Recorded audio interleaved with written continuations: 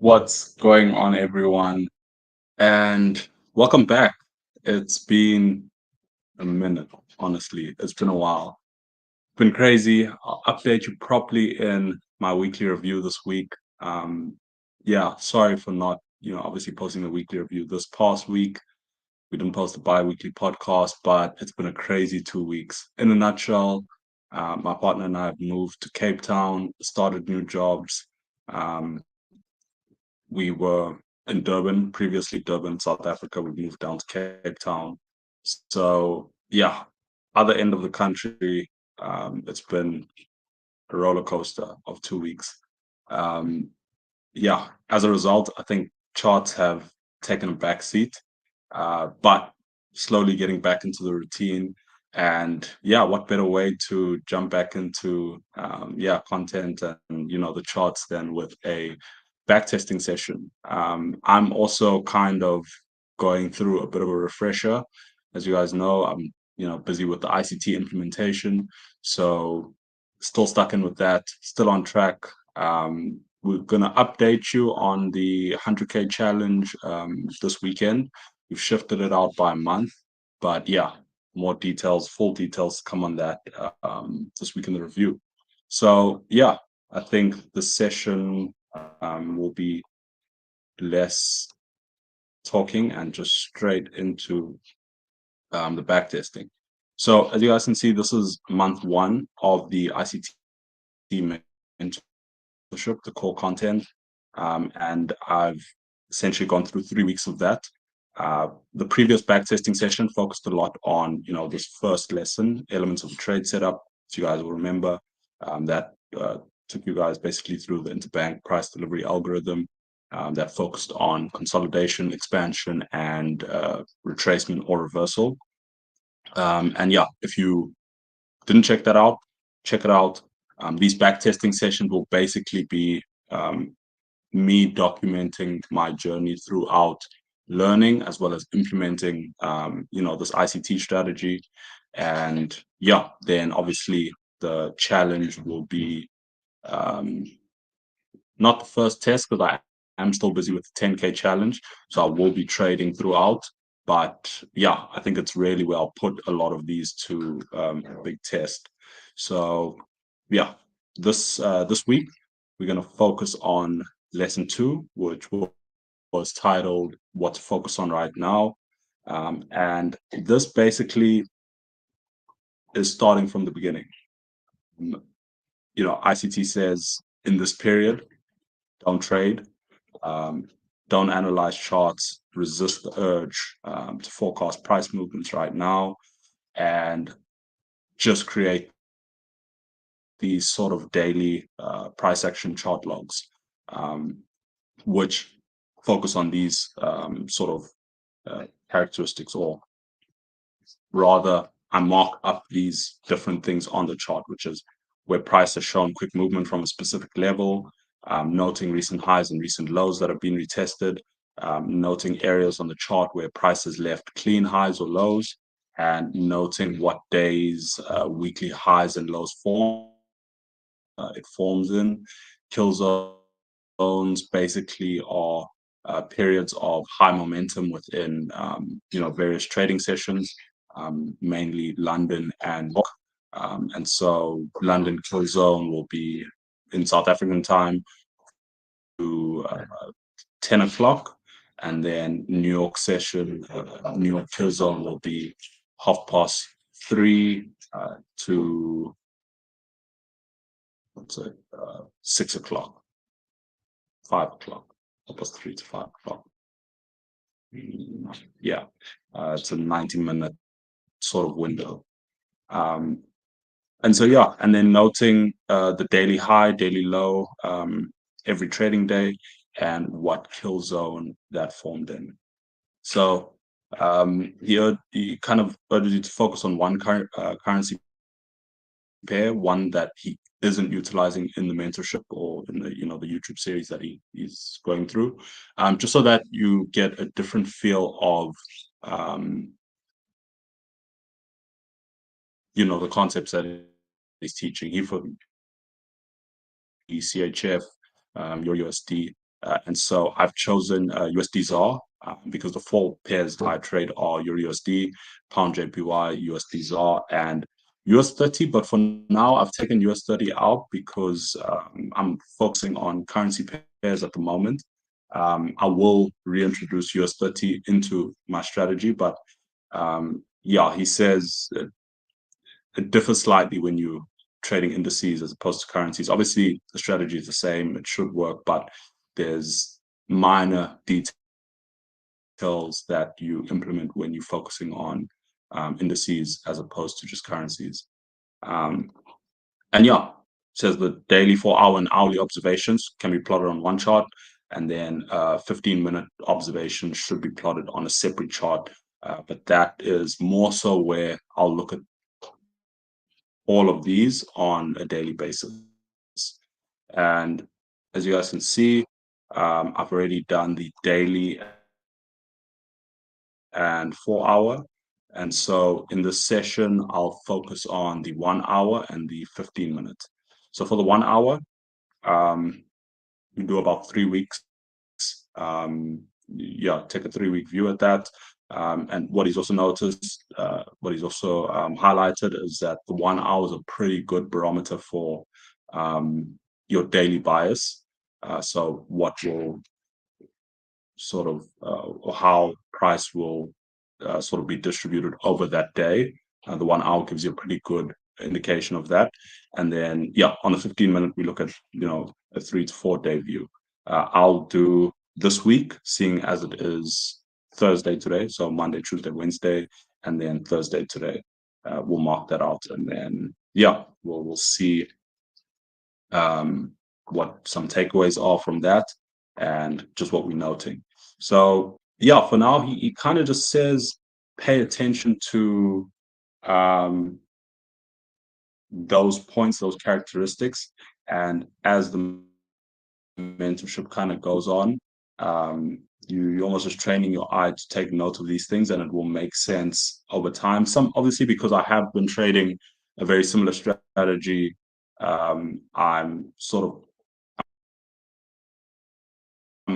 then you obviously form a fair value gap. There's normally an order block that forms there, and then use that to gauge almost where price will pull back to.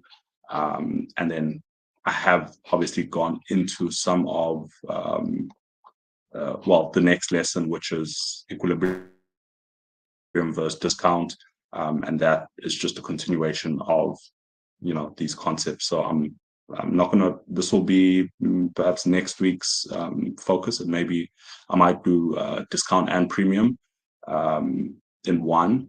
But yeah, we won't focus too much on that. So again, in this session, there probably won't be any trades taken because at this point, it's a lot of observation. But yeah, I think we already set up the hourly. So I'm going to start from essentially the second week of June, run right through June, and then I'll also mark up what we have for this first week of July. And as I mark that out, yeah, if anything sort of stands out, then I'll definitely I'll comment on it. So you can see this is obviously a bit messy because the 4 hour and the daily have been marked out already. But yeah, once we're done with the 1 hour here, then I'll mark that out on. I'll switch to the second chart, which is the minute 15, and this is a bit cleaner, and we'll look at the same concepts on this chart. So starting from the Monday, the 10th of June, the first point that we look at is note where price has shown quick movements from a specific level. And I've highlighted that in red because I'll just highlight it in red again on the chart. And I'm going to go through each point over the full 3 weeks and then start from the beginning again, noting recent highs and lows and so on and so forth. So let's jump straight in. My tool, quick movements. These are the kind of fair value gaps that I'm looking for. Mark these out. Mark it. that red, and then I'm just going to take that through. And I generally take it through to the point at which that level is sort of violated. So you can see there, we formed that quick movement. Just taking note now, I'm thinking out loud. We respected it there, traded down, respected it again, traded down. What that means, in terms of how I enter and all of that, I'm not really going to focus on that right now. But over time, the picture will become clearer. So I'll put it inside to the center.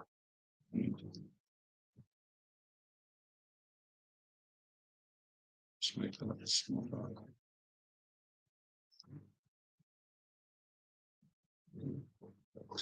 Yeah. Everybody graph. This is another point where we had a quick move to the downside, and I'm highlighting the previous candle close. So obviously the wick of the previous candle and the wick of the candle after the candle that showed a lot of momentum. And this one's going to be relatively short. Um,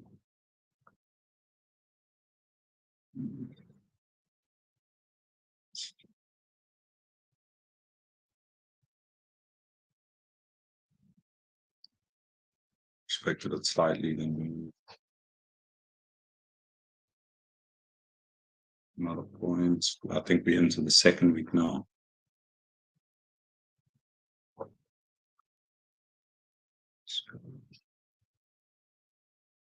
And I'll take this through here because I don't think it closed. It didn't. Violated it there.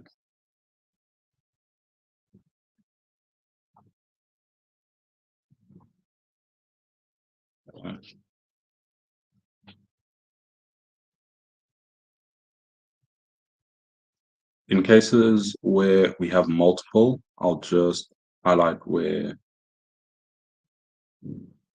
take it all the way down there. And this overlaps with, I think that's a 4-hour level. So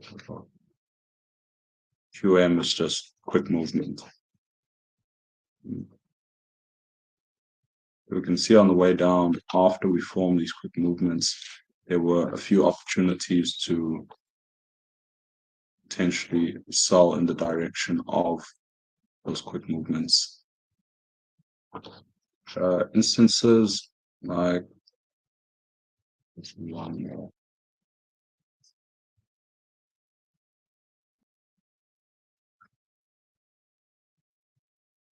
And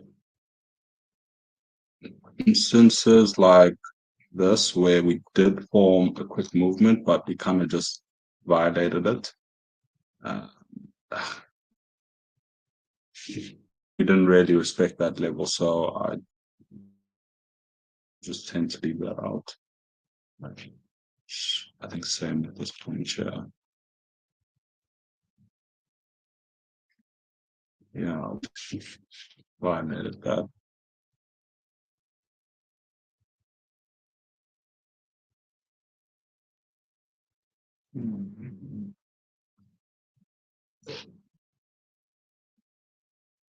Not really a fair value graph. That one doesn't really count. I think we are into week 3 now. Let's see.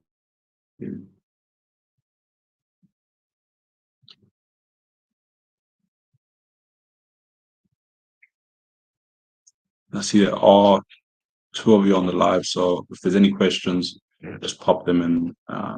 Yeah, post a question in the chat, and I will definitely answer that. A strong move. We reacted from that previous level.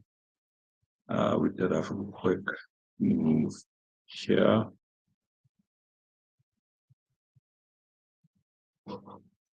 I held and struck a hold to that point there.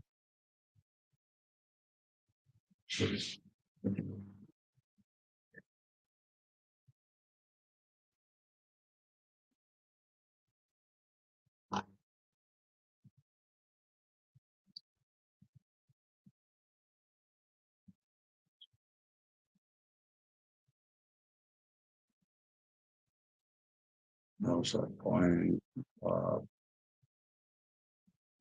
quite aggressively from here. Yeah, platform. Look, we violated it slightly, but I'll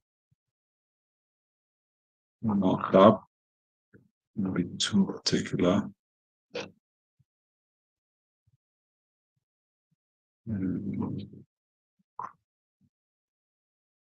Well, yeah, look, we ended up just breaking right through there.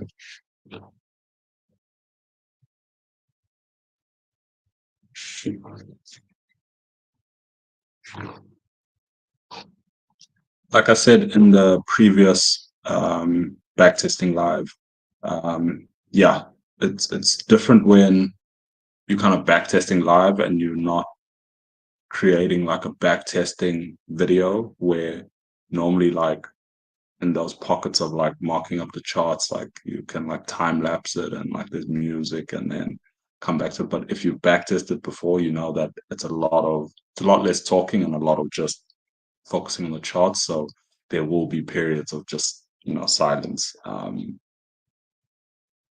So yeah.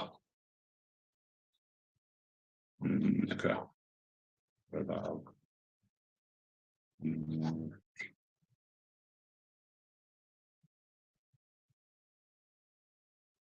basically,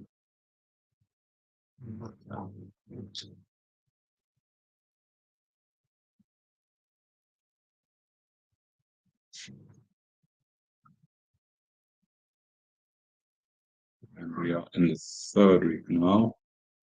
Mm,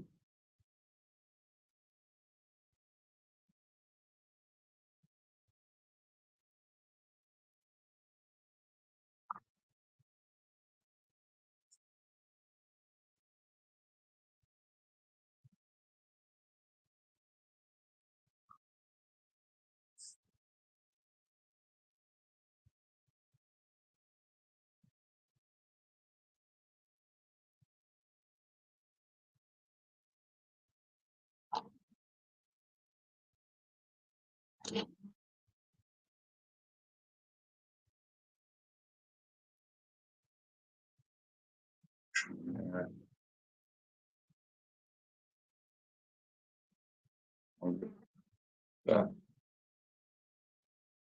yeah.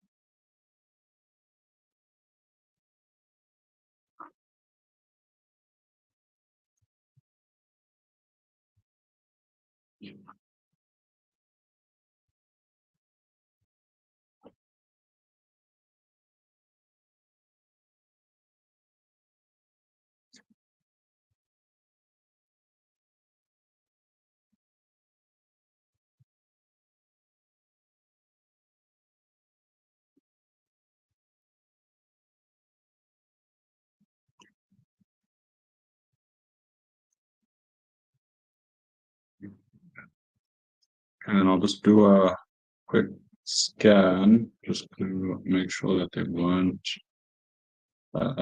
levels that may be missed. It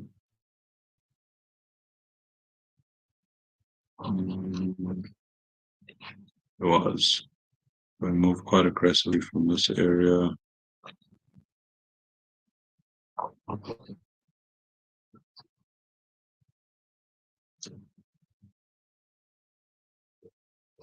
Take it across, and I take it all the way across, even if nothing really reacted from there, because the point at which price will most probably eventually come back to, and then it's going to be interesting just to see how we react from that level. Yeah.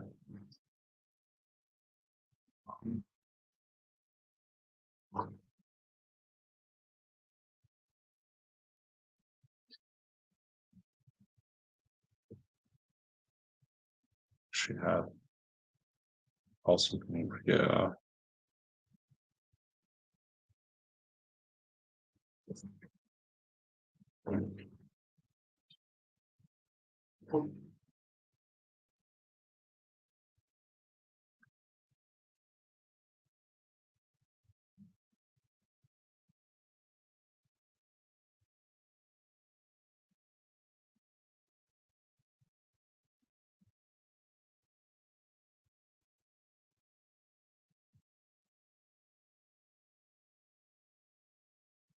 And again, violated it slightly, but ended up respecting. So mark that.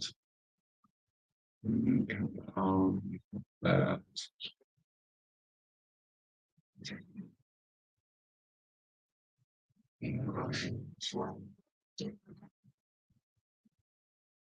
We worship that there.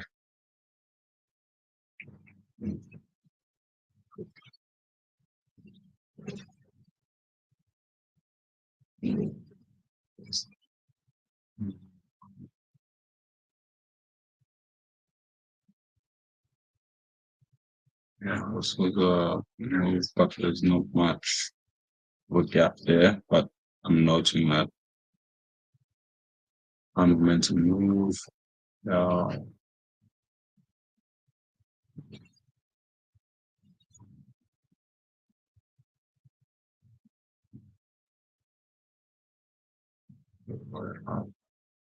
down. Okay, cool. So yeah, I see why it would be tough to do the 15-minute on this too because it's getting quite messy, but that's okay. Okay, then the second is note recent highs and recent lows that haven't been retested. So this is normally just extreme highs. You can see I've marked that high there. Arguably all of these in that 3 week period.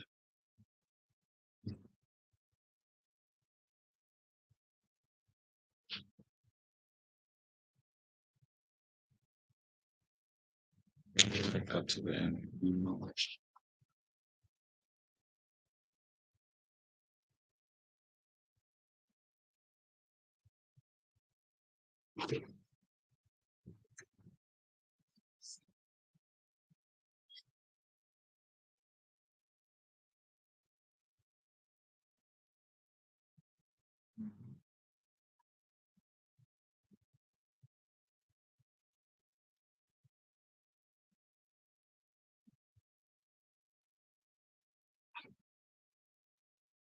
That's questionable. I'm wondering, should I take all these lower highs or more?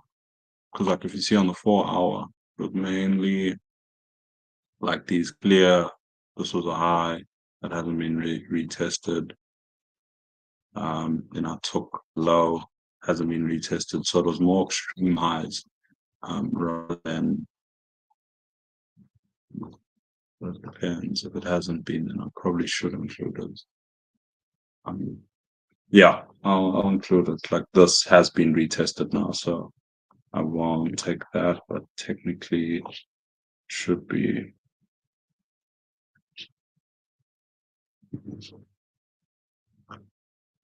by there, by there.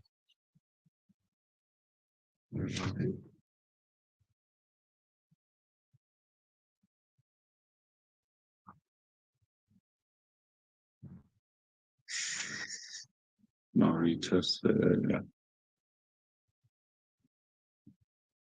And more recently, we have this high here. That high. And to snap that line, just hold shift while you are adjusting with your mouse. And yeah, but gives you a straight line. That line there.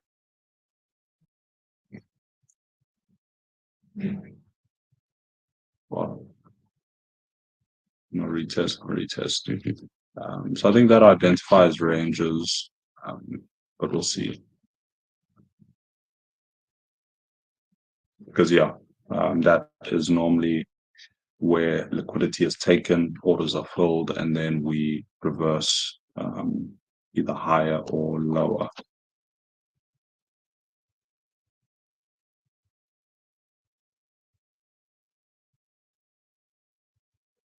My G, my G. Let's go. Let's go. I was actually busy setting up. I did see um Marcy was back testing when I was jumping on. So um yeah, uh let's back test, bro. Let's back test. I was just busy setting up, yeah, when you were on, and I figured you were probably finishing up. And I was actually running a bit late, so but let's go. So okay, we've got our quick movements and we've got recent highs and lows. Now, the next thing I'm looking for are areas on the charts where price has left clean highs or clean lows. So simply put, double tops, double bottoms. Um, let's see.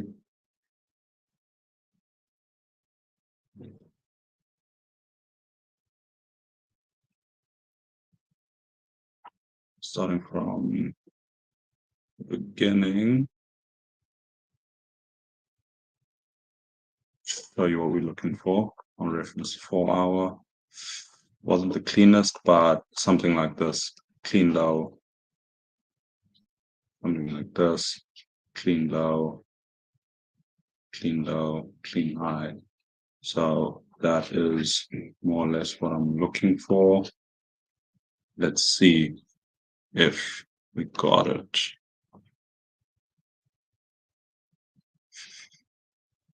In March, let's see if we mark this area out here.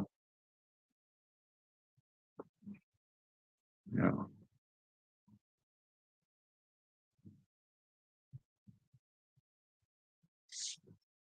And,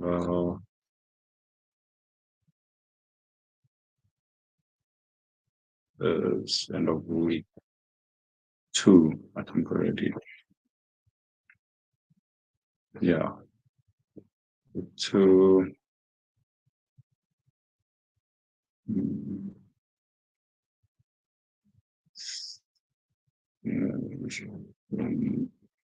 fully characterize the top. Let's mark it. It's not be super key. And I'm just marking the general area at this point. I'm not being specific in terms of like body flows with it's just to get it knocked out.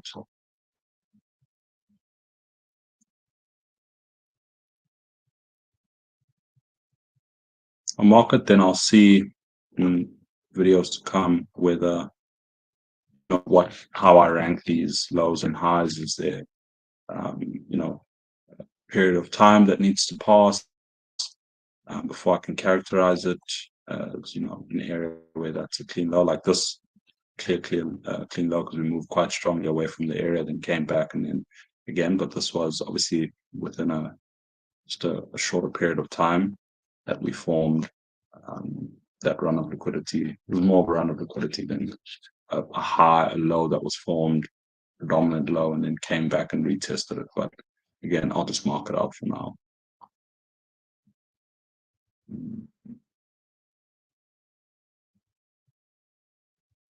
Tempted to plot this area. Let's plot it.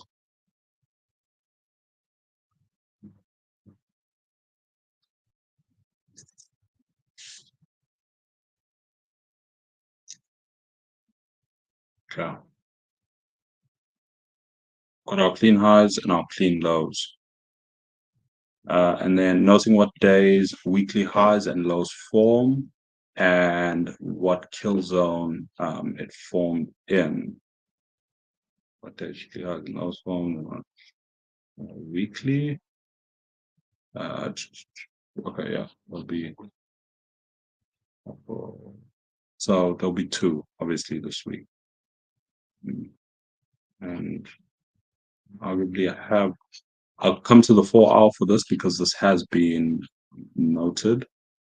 Um, Perhaps not for these last 2 weeks, and we may not form a low. I think we formed probably two ranges, but just going through from the 10th of June, we had our weekly high, and this formed in our London kill zone.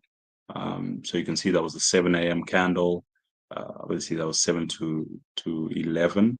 Our kill zone is 7. So optimal 7:30 to well 7:30 to 9, and then 9 to 10:30, and then suboptimal 10:30 to 12. And then similarly for our New York pill zone, it's 3 to 5, 5 to 6, and then optimal 3 to 5, and then suboptimal 5 to 6. So that's what those are the timeframes you're looking at. So weekly high formed within that London kill zone. Weekly low was in the afternoon session. It's afternoon session in the US, but that for us is late London, early Asian session. So hence it was 7 p.m. then. Following week, we had our weekly high again in our London kill zone. That was in the 7 a.m. and let me just go through it on the hour so we can see exactly what time it was. First one, we had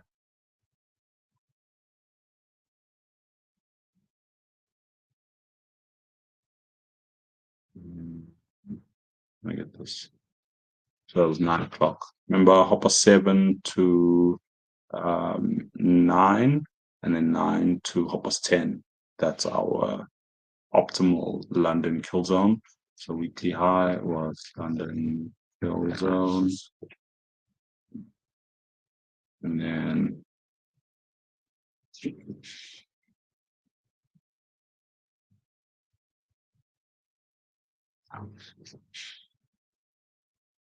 weekly low was here at 7 o'clock. Weekly low. I still call it the afternoon session, but in my mind, I know it's more of an evening session for us. Okay, and then following week, this week here, we had this was our weekly high, Monday, London kill zone.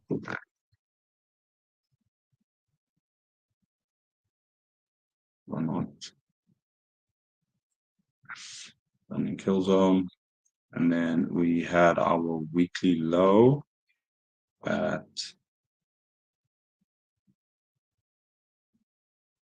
what time is this? 1 o'clock. So our weekly low was pre New York kill zone. Wasn't really in London kill zone, so we can just say it was London session because that London New York Open is at about 2 o'clock. It was at 2 o'clock, so it was just before London. It was London close pre New York Open, and then the following week we had the weekly low was actually our weekly open because we didn't trade. Yeah, we arguably closed at this level, then opened here on Monday. So our weekly low again was Asian Open. Weekly low was our Asian session because Asian kill zone would have been an hour and a half later. So you can frame your sessions in 90-minute cycles. And so if we opened at 11, then an hour and a half later, which is when the kill zone starts, is in that second 90-minute cycle. Typically, the second and the third would have been Hoppers 12. So, yeah, Asian session, weekly low, weekly high was Friday. Weekly high Friday at 3 o'clock. Hoppers 12 to 2, 2 to Hoppers 3. So that was our Asian kill zone.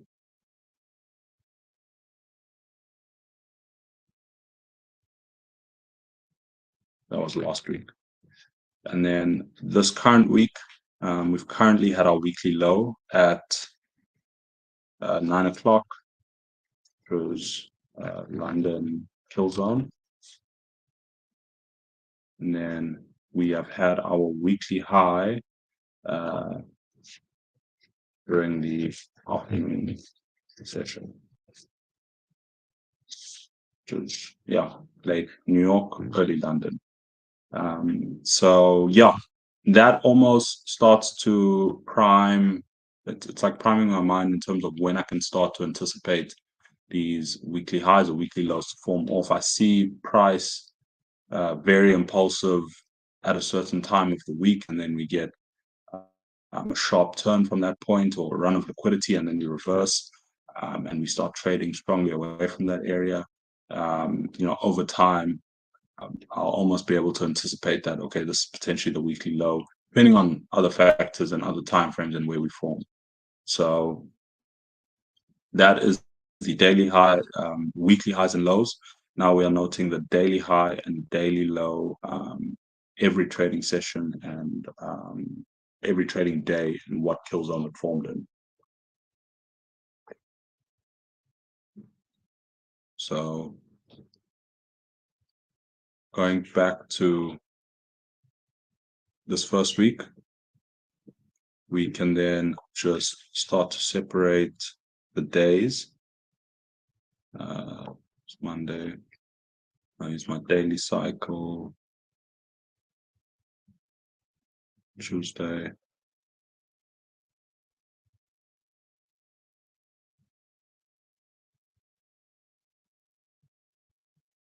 Should be.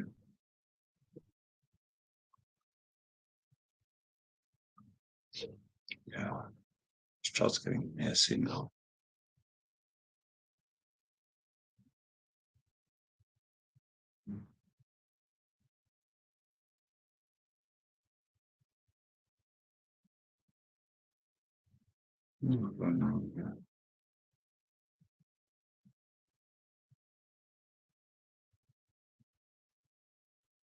It's not me.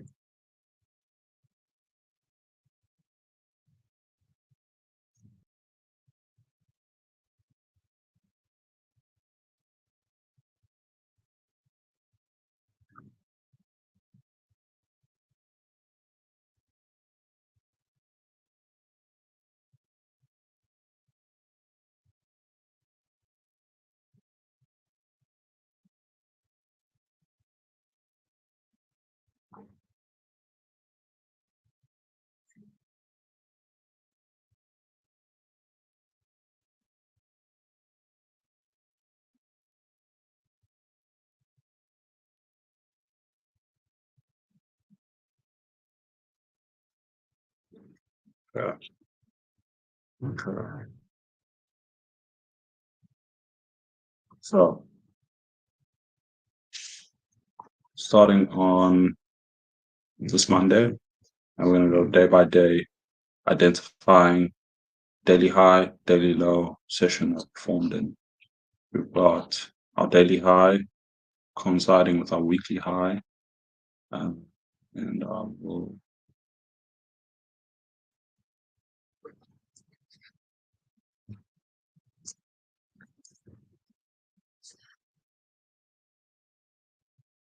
daily high, and then our daily low was here.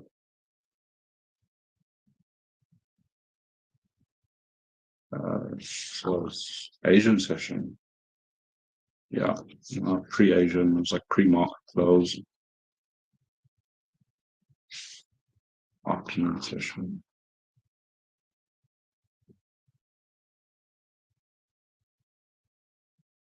Yeah. And then daily high.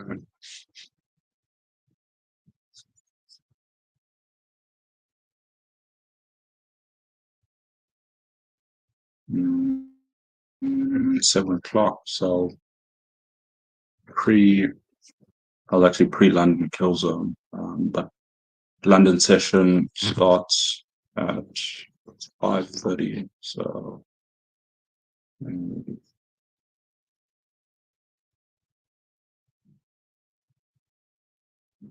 no, 7:30, uh, 6 actually. So that's the Asian session still. I need to brush up on my session opens and closes. Session opens and closes. And then we have daily low, pre-market close. And what I'm just picking up now is that seems like when the market's trending, well, at least over these past 2 days and the next day as well, the next day is a bit different. But we are forming that daily high during London, daily low at the end of the day. Daily high London, daily low during the day. Next day it was daily high, uh, still London, actually pre New York open, so 1 o'clock still. Daily high was late London session in this put London, and then daily low.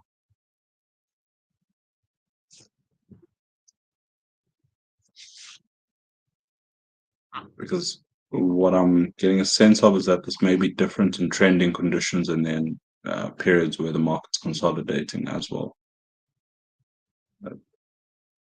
And then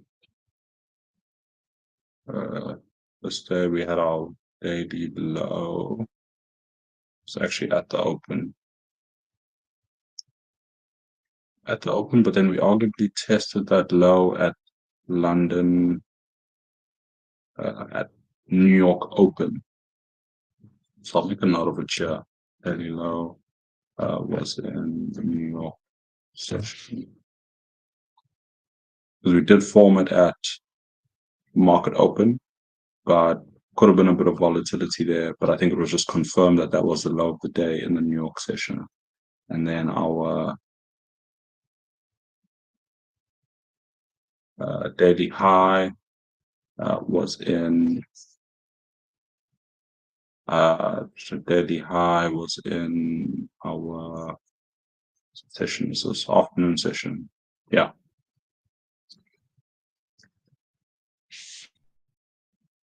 Afternoon session. Next day, daily low, 10 a.m. London kill zone. Daily high. Daily high actually formed before the low, but that was also in London kill zone. Kill zone. High.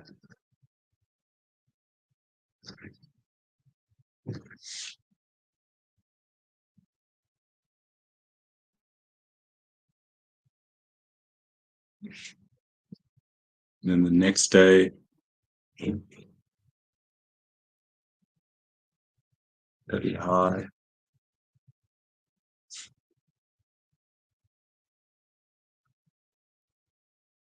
Kill zone. Daily low. So and then kill zone, but in that suboptimal time period.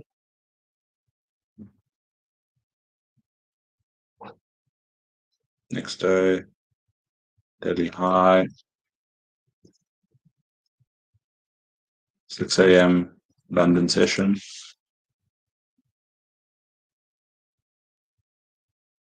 daily low, afternoon session.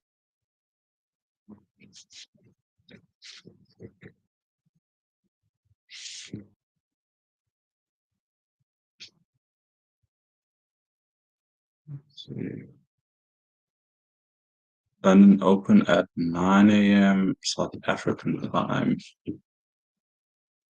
Then I need to go back and see. Yeah, I may need to, because yeah, that would make sense, because then that's 7 a.m. UK time. Yeah, I definitely need to brush up on those sessions, but shout out for that, Brody. So then that would still be Asian session. Mm.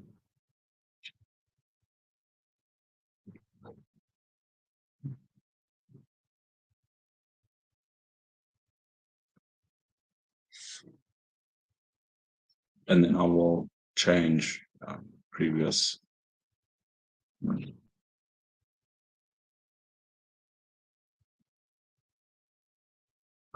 Then perhaps just for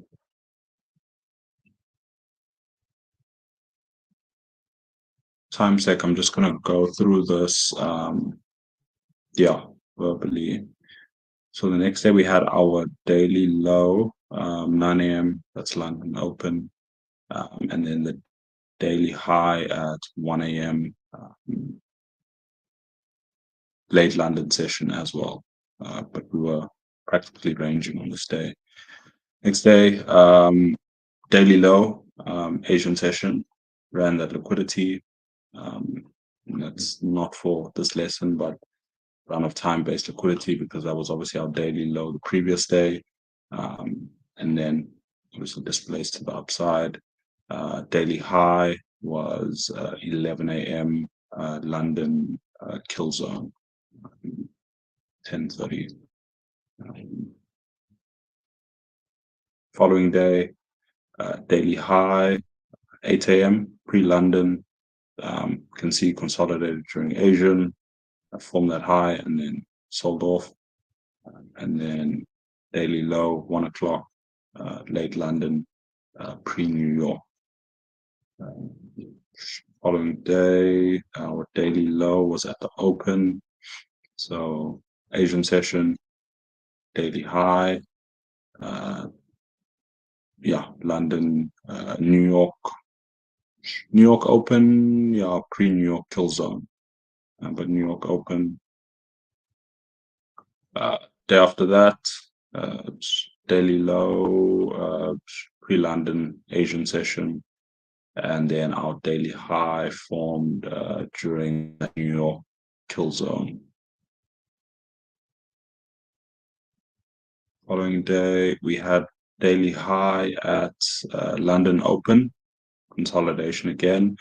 And just if you had watched the first backtesting session, we went through obviously the price delivery model, consolidation, expansion, reversal, retracement.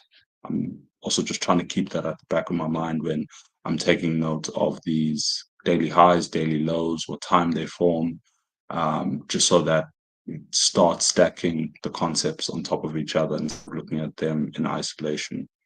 So you can see clear consolidation, expansion, reversal. So yeah, but that daily high, obviously into fair value gap, and then reversal. Daily low was afternoon session. Following day, daily low was late Asian, pre London. Daily high, end of that New York kill zone. Daily high in this area, Asian session. Daily low, yeah, Friday afternoon session. Then in the current week, we have daily low, London open, it's 9 o'clock, and then daily high, afternoon session. Run of liquidity opened with a gap, uh, weekly open, time-based liquidity. Um, yeah, following day, uh, open was our low. So Asian session, daily low, and then daily high was New York kill zone.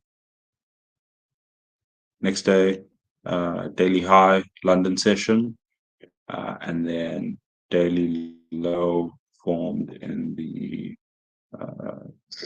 New York kill zone. So pre-London, yeah, daily high, and then uh, New York kill zone, daily low.